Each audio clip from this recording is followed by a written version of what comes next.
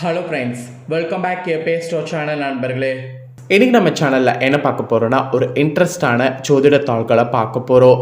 அதை விட ஒரு வைரலான ஆன்மீக தாள்களையும் பார்க்க போகிறோம். ஸோ என்ன பார்க்க போகிறோம், ஏது பார்க்க போகிறோம் அப்படிங்கிறத வாங்க அதிரடியாக பார்க்கலாம்.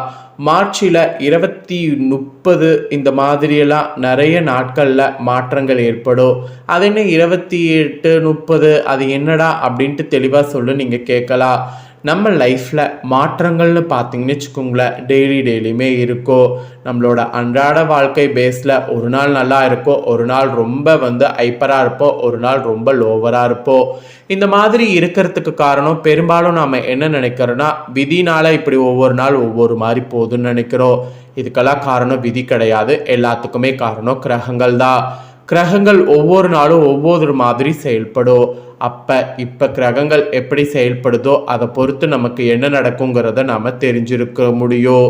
ஸோ அதை நாம் தெரிஞ்சிக்கக்கூடிய வகையில் இப்போ மார்ச்சுடைய இறுதியில் இருக்கோம். மார்ச் 29, 30, 31க்கு மேலே ஏப்ரல் 1 வேறு பிறக்க இருக்கக்கூடிய ஏப்ரல் 1 அன்னைக்கு பார்த்தீங்கன்னு வச்சுக்கோங்களேன், தமிழ் மாதம் பங்குனியுடைய 18ஆம் நாள் கிழமை அன்னைக்கு புதன்கிழமை நிறைஞ்ச இந்த நாளில் பௌர்ணமியும் உத்தர நட்சத்திரமும் வருது. ஸோ பங்குனி உத்தரமும் பங்குனி பௌர்ணமியும் வரக்கூடிய இந்த நாளில் கிரகங்கள் நிறைய யோகங்களை உருவாக்குற மாதிரி அமைஞ்சிருக்கு. அதனுடைய தாக்கம் தான் மார்ச் கடைசியாக ஏற்பட போகுது. அதனால தான் இதுவரைக்கும் நடக்காத பல விஷயங்கள் இனி நடந்தே தீரும் என்பது ஒவ்வொரு ராசிக்கும் குறிப்பிடப்படுது. அப்படி குறிப்பிடப்படக்கூடிய தாள்களை இன்னைக்கு இந்த வீடியோவில் துலாம் ராசிக்காரங்களுக்கு பார்க்க போகிறோம். ஸோ துலாம் ராசியில் பிறந்தவங்க இந்த ஒரு வீடியோவை ஃபுல்லாக பாருங்கள். உங்கள் ராசிக்கு என்ன பலன் கிடைக்கும் அப்படிங்கிறத தெரிஞ்சு அந்த பலன்களுக்கேற்ப நடந்து பலன் பெறுங்க. அதோடு இந்த நாள் ஆன்மீகத்தில் மிக முக்கியமான நாள் அப்படிங்கிறதுனால என்ன பரிகாரம் செய்தால் அதிர்ஷ்டம் அப்படிங்கிறதையும் சொல்ல போகிறேன். அதையும் இந்த வீடியோவில் துலாம் ராசிக்காரங்க தெரிஞ்சு பயன் பெறுங்க. முதல்ல உங்களுக்கு பலன்களை வாங்க பார்க்கலாம், அதுக்கப்புறமேட்டு பரிகாரத்தை பார்க்கலாம். ஏன்னா பலன்கள் பார்க்கறது ரொம்பவே யூஸ்ஃபுல்லாக இருக்கும். துலாம் ராசிக்காரங்க சித்திரை 3-4 பாதம், சுவாதி விசாக 1-2-3 பாதங்களில் பிறந்தவங்களுக்கு நான் சொல்லக்கூடிய கணிப்பு கரெக்டாக இருக்கும். ஸோ துலாம் ராசி இந்த நட்சத்திரத்தில் பிறந்தவங்க வீடியோவை ஃபுல்லாக பாருங்கள். ஃபர்ஸ்ட் ஆஃப் ஆல் உங்கள் ராசிக்கு பலன்கள் வாங்க பார்க்கலாம். கூர்மையான தராசு என்பதற்கேற்ப புத்தி யோசனையோடு அதே வேளையில் கவர்ச்சியாகவும் பேசி அனைவரிடமும் காரியங்களை சாதித்து கொள்ளக்கூடிய துலாம் ராசி அன்பர்களே, இந்த டைம் குடும்பத்தில் நல்ல முன்னேற்றம் உண்டாகும். இது வரைக்கும் குடும்பத்தில் முன்னேற்றம் இல்லாமல் இருந்த உங்களுக்கு இனி முன்னேற்றத்திற்கு எந்த ஒரு தடையும் இல்லாமல் இனி முன்னேற்றம் உங்களுக்கு பயங்கரமாக உண்டாகும். நீங்கள் பேசக்கூடிய வார்த்தைகள் மற்றவர்களுக்கு அக்னியை போல் சுடலாம். அதனால் பேசும்போது வார்த்தைகளில் கவனம் வேண்டும். வார்த்தைகளில் வழிகாட்டக்கூடிய ஒளி நிறைந்திருக்கிற மாதிரி இருந்தால் ஓகே.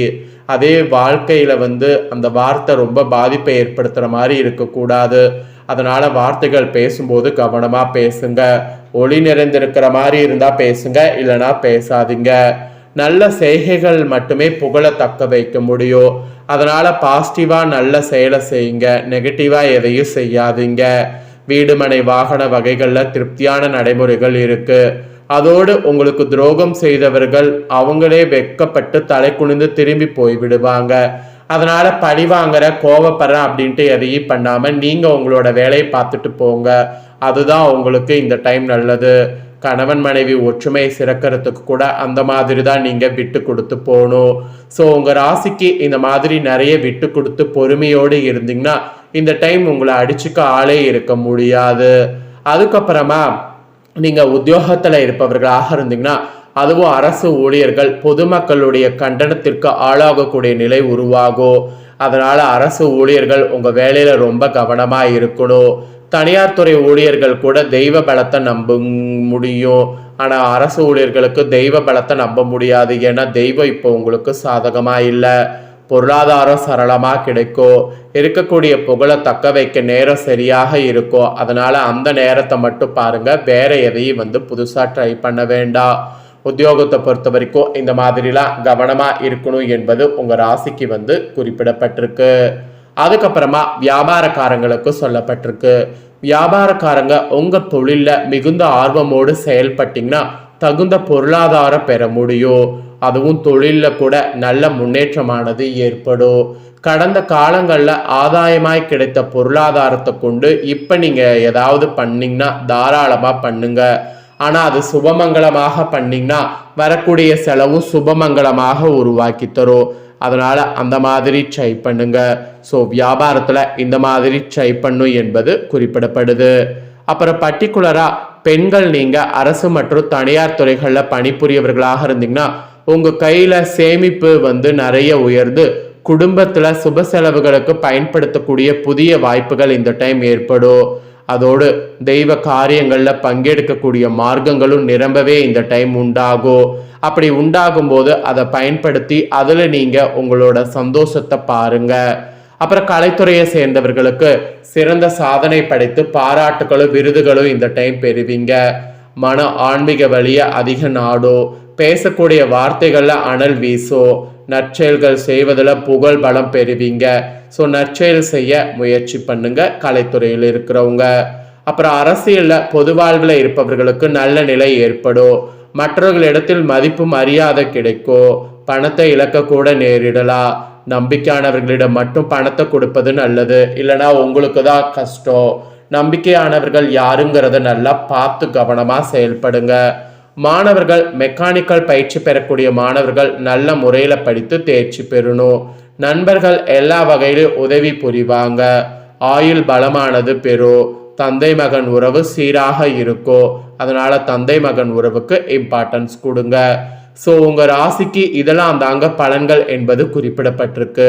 இதற்கேற்ப நடந்து பயன் பெறுங்க. இதில் உங்கள் நட்சத்திரத்துக்கு ஏற்ப பார்க்கும்போது சித்திரை 3-4 பாதங்களில் பிறந்தவங்களுக்கு இதுதான் சிறப்பு பலன். இந்த டைம் தொழிலில் எதிர்பார்த்த உதவி எதிர்பாராத வகையில் கிடைக்கும். பகைகள் விலகும். அடுத்தவர்களாக இருந்த பிரச்சனைகள் சரியாகும். பணவரவை எதிர்பார்த்தபடி இருக்கும். ராசிநாதன் சந்திரனுடைய சஞ்சாரத்தால் எல்லா வசதிகளும் கிடைக்கும். தர்ம சிந்தனை அதிகரிக்கும். நண்பர்கள் மூலம் உதவிகள் கிடைக்க பெறுவது இருக்கு. ஸோ அதனால உதவிகள் வேணும்னா தாராளமாக நண்பர்கள் கிட்ட கேட்கலாம். நெக்ஸ்ட்டு சுவாதியில் பிறந்த உங்கள் நட்சத்திரத்துக்கு சொல்லப்பட்டிருக்கு. இதில் பிறந்தவங்களுக்கு இந்த டைம் அக்கம் பக்கத்தில் இருப்பவர்களோடு இருந்த தகராறுகள் நீங்கும். நீங்கள் செய்யக்கூடிய காரியங்களுக்கு எல்லா தரப்பினிடம் இருந்து ஆதரவு கிடைக்கும். நன்மை தீமைகளை பற்றி கவலைப்படாமல் செயலாற்றணும். உத்தியோக தொடர்பான பிரச்சனை நீங்கும். திறமை வெளிப்படும். சக ஊழியர்களிடமிருந்து கருத்து வேற்றுமை கூட நீங்குங்க. நெக்ஸ்ட் விஷாக 1-2-3 பாதங்களில் பிறந்த துலாம் ராசிக்கு சொல்லப்பட்டிருக்கு.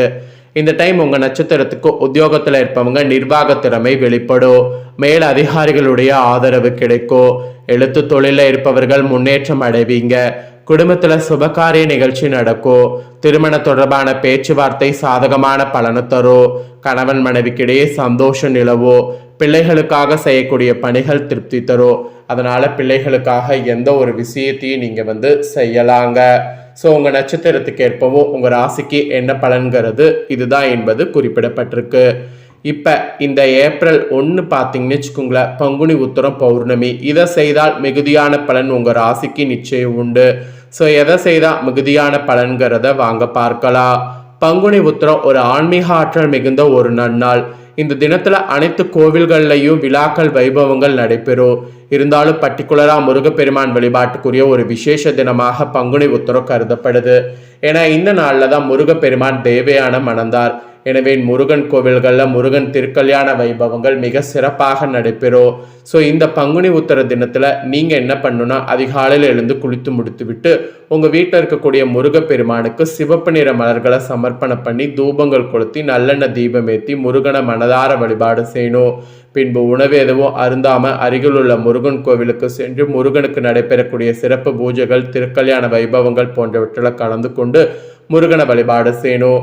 பூஜைகள் முடிந்த பிறகு கோயிலில் தரப்படக்கூடிய பிரசாதத்தை உண்டு உங்களுடைய விரதத்தை முடிக்கணும். நான் சொன்ன முறையில் பங்குனி உத்திர தினத்தில் முருகப்பெருமானை வழிபாடு செய்யக்கூடிய உங்கள் ராசிக்கு திருமணம் ஆகாதவர்களாக இருந்தீங்கன்னா விரைவில் திருமணம் நடைபெறும். தோஷங்கள் காரணமாக குழந்தை பெரு இல்லாமல் கவலைப்பட்டவங்களுக்கு புத்திர பாக்கியம் உண்டாகும். பூர்வீக சொத்துக்கள் போன்றவற்றில் நீடித்து வரக்கூடிய பிரச்சனை சுமூகமாக தீரும். இந்த மாதிரி சுமூகமாக எல்லாமே உங்களுக்கு பலன்கள் கிடைக்குங்க. ஸோ பரிகாரம் இதுதான், பரிகாரத்தை பண்ணுங்க. ஸோ துலாம் ராசிக்காரங்க பண்ணுங்கள். நீங்கள் இந்த வீடியோ பார்த்து முடிச்சுட்டு இது உடனே லைக் பண்ணி உங்கள் ஃப்ரெண்ட்ஸ் ஃபேமிலிக்கு ஷேர் பண்ணுங்கள். உங்கள் ஃப்ரெண்ட்ஸ் ஃபேமிலியில் இருக்கிறவங்களும் பார்த்து பயன்பெறட்டும். இதே போல் புதிய தகவல்களை தெரிந்து கொள்ள சேனலை சப்ஸ்கிரைப் பண்ணுங்கள், கூட பெல் பண்ண ப்ரெஸ் பண்ணுங்கள். ஃபர்ஸ்ட் டைம் பார்க்குறவங்க அதை நீங்கள் பண்ணிட்டீங்கன்னா இனி நான் போகிற மற்ற அப்டேட்டான எல்லா வீடியோஸும் உடனுக்குடனே தெரிந்து கொண்டு பயன்பெறலாம். ஸோ மறக்காமல் பண்ணுங்கள். நெக்ஸ்ட் இதே போல் சுவாரஸ்யமாக வேறொரு வீடியோவில் உங்களை சந்திக்கிறேன். நன்றி, வணக்கம்.